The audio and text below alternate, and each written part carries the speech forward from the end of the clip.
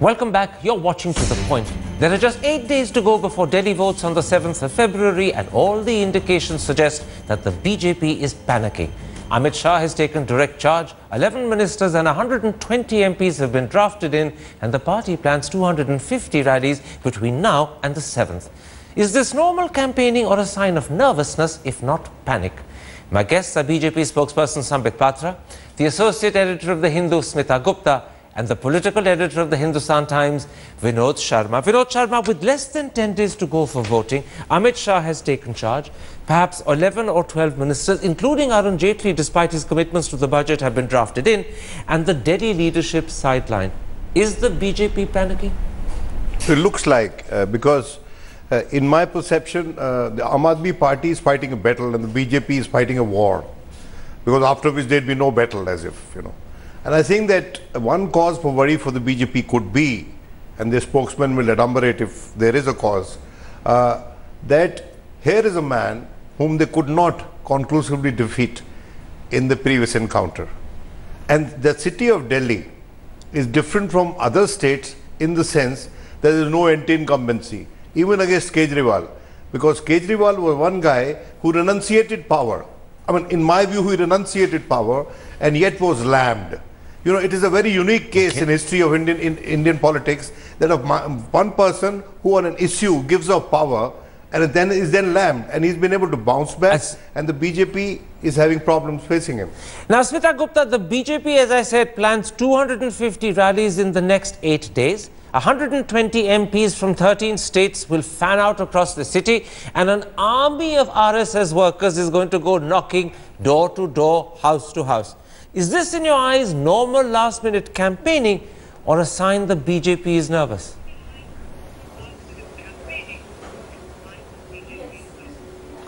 It certainly is a sign that the BJP is nervous, especially as the BJP is not relying on its party workers in Delhi. Everybody knows there's been an internal revolt in the BJP state unit in Delhi, who were extremely upset that Kiran Bedi, who joined the party very recently, has been made the chief ministerial candidate. But apart from that, if you look at all the facts, starting from the last assembly election, where the BJP was the single largest party ahead of the Aam Aadmi Party, and we had that, of course, the 49-day government, one would have assumed that once the BJP won power at the center in May, the first election they would have would be in the city of Delhi, so that, you know, they could take advantage of that spectacular victory. But they delayed it. In August or September, finally, I think the Supreme Court told them that they could not, carry on with President's rule here for very much longer. So they had, in the meantime, elections in Maharashtra, Haryana, etc. They postponed it. There was obviously a certain amount of nervousness, and now we can see it playing out. In the way that they are drafting every single minister, MP, workers from outside, the RSS. Let me put it like this, Sambit Patra. In public, and Amit Shah, your party president, is boasting that the BJP is going to get a 2/3 majority. But in private, you're actually smelling defeat in the air. And it's that acrid smell of defeat that's got you panic-stricken. Look, Karan, I would say that preparedness is in fact a merit. Preparedness is never demerit. I mean, let me start my answer by saying that we are neither arrogant, we are not overconfident. We are rightly confident in saying that, well, yes, we will surely form the government on our own. And any election has to be fought with the right kind of preparedness. And it is not for the first time we are fighting the election with such kind of preparedness. From Jammu Kashmir till Kanyakumari, wherever we contest elections, we have rallies, we have central leaders addressing the rallies, and we see to it that the whole organization is oiled and the whole organization participates and works. I have been, in fact, listening to these debates that we are nervous and we are panicked, and that's the result as to why we have rolled out the whole organization. I would rather say that the political organizations who are making such comments should see the beauty of the Bharatiya Janata Party, which has a strong hold of such many people in the organization. We have RSS, as you say, we have the central ministers, we have our cadre in Delhi. So it's but natural that if we have a bouquet of flowers, why should not we showcase it with a smile? In fact, if the others are envious of it, they should construct a bouquet of the organization, not complain about it. Sharma, there's no denying the fact that Sambit Patra is a brilliant spokesman who knows how to convert adversity into a presentation, in fact, of confidence. But the truth is that the polls suggest that the BJP is slipping and sliding, and the polls are getting worse. First, the ABP poll that came out said that the BJP was trailing by 5 points. Now, the Economic Times has revealed a poll which suggests that the BJP is trailing by 11 points. Surely, that is why they've pulled out every single stop that they can find. Not because they're a well-oiled, beautiful machinery, because actually they're creaking and cranking, and the look on their face is grim. They were a well-oiled machinery in Maharashtra as well. And in Maharashtra, we didn't see the faces of so many ministers and so many members of parliament. It's a huge state. The stakes were much higher in Maharashtra. Quite clearly, Delhi is a different turf. And the BJP is short of talking points when it comes to facing Kejriwal. Because Kejriwal is an unbridled man who doesn't have the diffidence the BJP has when it comes to targeting certain business houses. And that is where the BJP is found lacking, and is openly asking them questions and they have no answers. And I think that it is a David versus a Goliath thing that he had set out to create in the very beginning.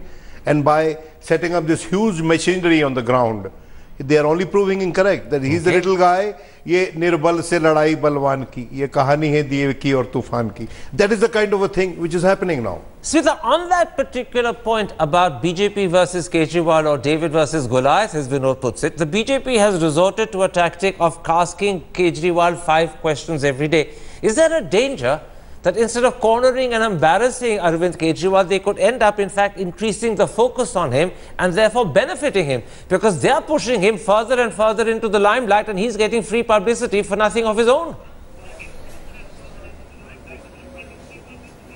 Is this question to me? No, it's to Smita Gupta. In fact, by making this contest into a... Go ahead. By making this into a contest of BJP versus Aam Aadmi Party, they are further pushing the Congress out of the frame. The BJP's tactic, it would be a smarter tactic to help the Congress a bit, because that would reduce the Aam Aadmi's numbers and help the BJP. But you see, there are 2 other reasons why the BJP is so anxious in Delhi. One, if we look at the last assembly election, if the BJP does not get a majority on its own, it will find it very hard to muster the numbers, because it cannot hope to get support either from the Aam Aadmi or the Congress, except by breaking those parties. In Delhi, there's the maximum scrutiny. I don't think the BJP would like to do that. Secondly, Arvind Kejriwal plays by his own rules. I mean, all other political parties play more or less by the same rules, whether it's the BJP or the Congress or any other party, which is why you see that Bedi is not willing to accept Arvind Kejriwal's challenge for a direct debate. You saw Ravish trying to persuade Karan Thapar, but they just don't want that direct debate, because Kejriwal has a way of he doesn't play by the same rules that political parties have played by all these years. Let me bring in Sambit at that point. Sambit Patra, I'm going to slightly shift away from Kejriwal to the person who was supposed to be the face of your party, the leader of your party, the projection of your party for the Chief Minister's post, Kiran Bedi. Can you now accept that actually the outcome is disappointing? A, she's created dissidence, if not resentment, in your own party's ranks. B, her rallies are poorly attended. C, quite often when she speaks, new and fresh controversies end up surrounding her.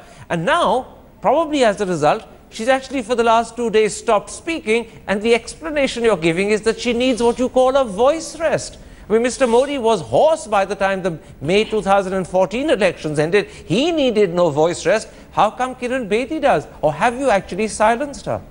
Not at all. Let me start answering the last question first by saying that since I'm a doctor, and since we all, including you, Karan, we all are people who need to depend on our voice to a large extent. We all know the benefits of speaking, and in fact the problems of speaking as well. If we use our vocal cords too much, we definitely land up in a stage where we need voice rest, and that's the stage where she is now. And I believe more than our discussions on debates, she needs prayers. She needs prayers to recover from the kind of of damage she has done to her vocal cords. She needs a fistful of prayers because she's not performing. Prayers for the health condition. For God's sake, we have never ridiculed anyone's health condition, and I believe that on all fairness, we should never ridicule the health condition of Ms. Kiran Bedi as well. All right, I take your homily, even if it's intended as a rap across the knuckles. It's a very good way of turning my point around and making it hit me in the face. But the point I'm making is that Kiran Bedi is not proving to be the vote winner for you. She is the vote winner. Let me tell you, she is an asset for Bharatiya Janata Party just because of the fact that she has been the asset for the country for so long a period. Okay. She in fact has been the pride of the country in the sense that she was not only the first IPS officer from women in fact, but she was also a great administrator. Yes, whichever department she went, she rolled out reforms after reforms. Is she the right person to be the CM candidate for your party? Is she delivering the goods where you need them in terms of people turning up for rallies and then people voting? That's the issue, not her past. It's the future that's in doubt.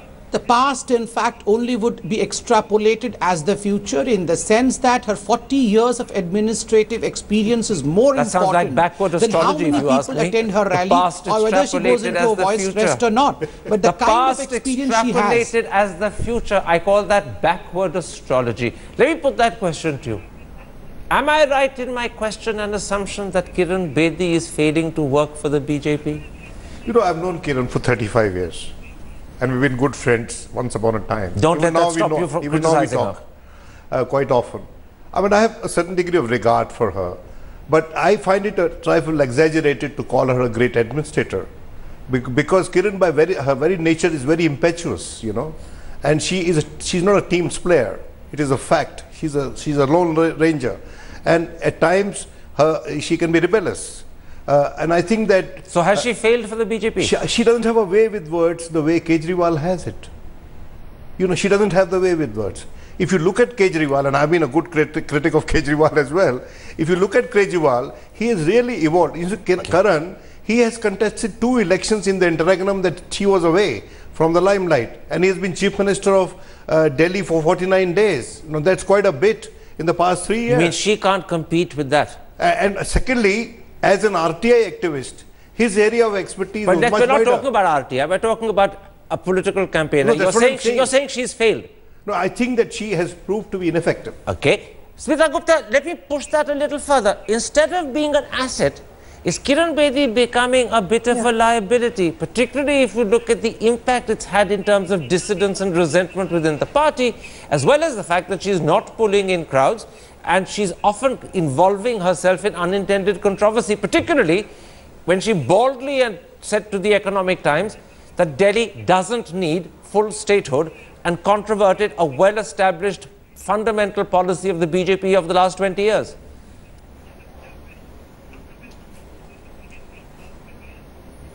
Yes, I think, you know, despite the fact that Kiran Bedi all her life has been very good at getting positive publicity for herself, a quality which no doubt the BJP felt would be effective in this election, she has been making blunder after blunder. You know, this particular statement that she where she contradicted the BJP stated position. Then she in interviews too, when she was asked specific questions on what she would do, she fumbled. She was not able to respond correctly, and that particular where she is supposed to have. Oh, we've lost Smita at that particular point. That is a bit of a tragedy. Let me put this to you, Sambit Patra. It's looking to many people, certainly to the polls if you go by them, that you're not going to be the #1 party. And you're clearly not looking in the polls as if you're going to win outright, so leave that out. Now, if you are the 2nd largest party falling behind Aam Aadmi, will that not be a terrible predicament, particularly if you lose the capital, and a terrible problem for Mr. Modi? Because suddenly the Modi charisma will have evaporated.